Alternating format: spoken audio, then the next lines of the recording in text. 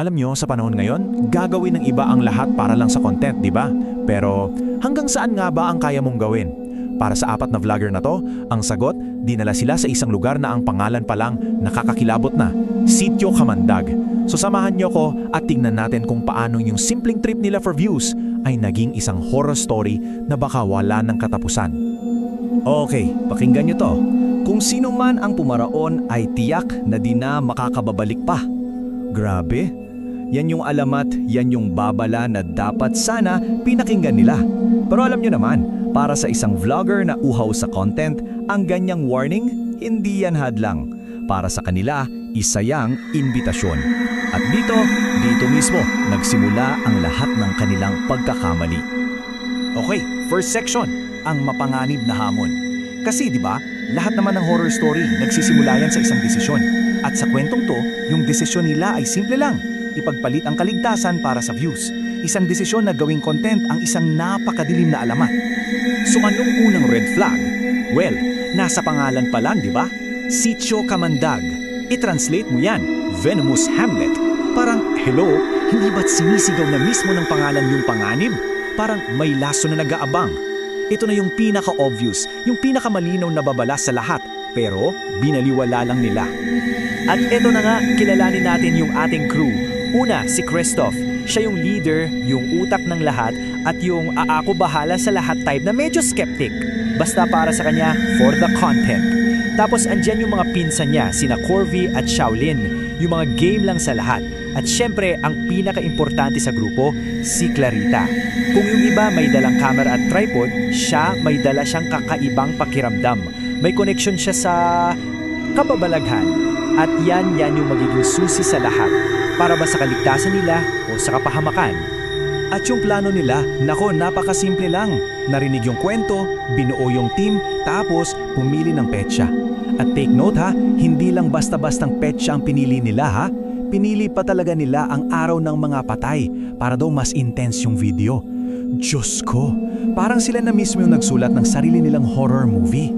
Perfect recipe for disaster, ika nga. Let's move on to section 2. Yung hindi ka panatag-panatag na pagsalubong. Kasi ang ine-expect nila, di ba, isang abandonadong lugar. Tahimik, nakakatakot, ganon. Pero yung sumalubong sa kanila, mas malala pa. Isang bagay na mas nakakakilabot kaysa sa katahimikan. Mga ngiti. So, pagpasok pa lang nila sa gate, boom! May naramdaman agad si Clarita.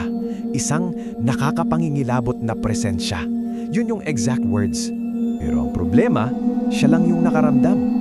Para sa mga kasama niya, lumalang tong lugar, medyo creepy. Pero para kay Clarita, hindi. Ito na yon. Ito na yung sign, yung babala na, uy, atras na tayo. Dito na natin makikita yung dalawang magkaibang mundo sa iisang lugar.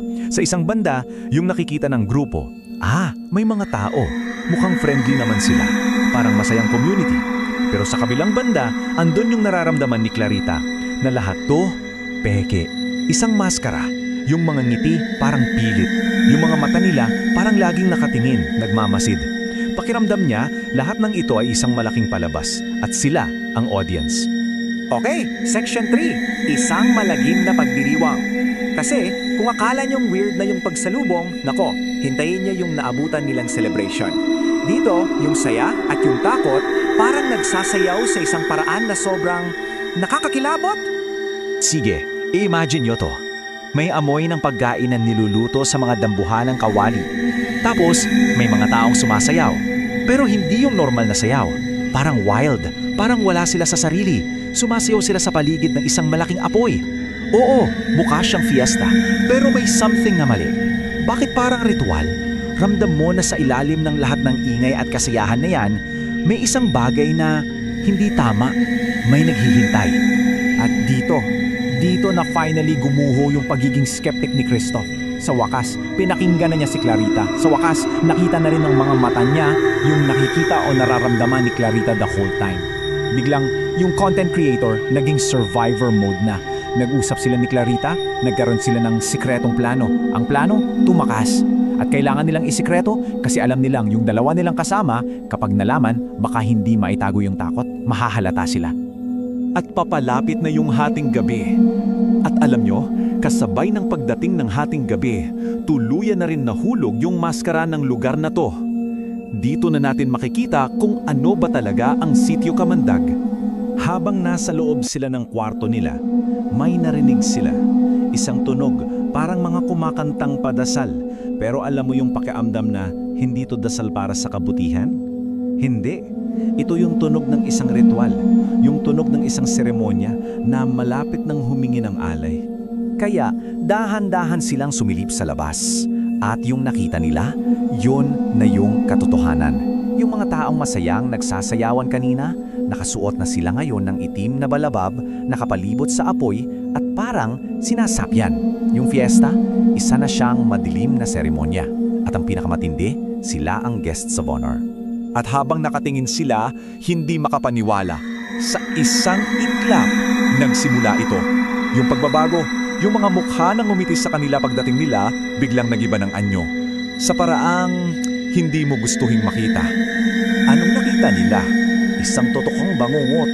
Yung mga mukha nila, humahaba, nagiging parang sa aso na may mga naglalakihang pangil. Yung mga mata, pulang-pula, nag-aalab sa galit. At yung mga kamay at paa, nagkakaroon ng mahahaba at matatalim na kuko. Yung mga mababait na taga-baryo, sila pala ay mga halimaw. At eto yung pinakamasakit na parte. Tandaan niyo pa ba yung matandang lalaki na sumalubong sa kanila? Yung parang pinakamabait sa lahat?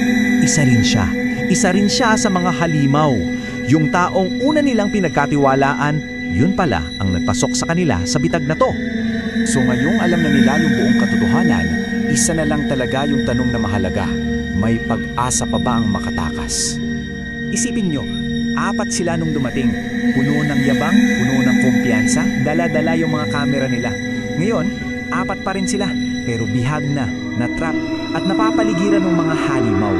Yung dating tapang, wala na, napalitan na ng purong-purong takot.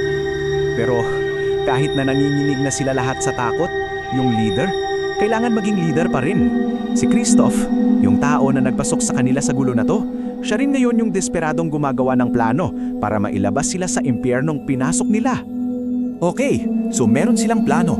Pero sa isang lugar na tulad ng Sitio Kamandag, kung saan yung bawat anino may panganib at yung bawat ngiti ay isang patibong, sa tingin nyo, sapat na ba ang isang plano? O dito na ba talagang magtatapos yung kanilang content trip? Yan yung tanong na iniiwan sa atin ng kwento. Kayo, ano sa palagay nyo?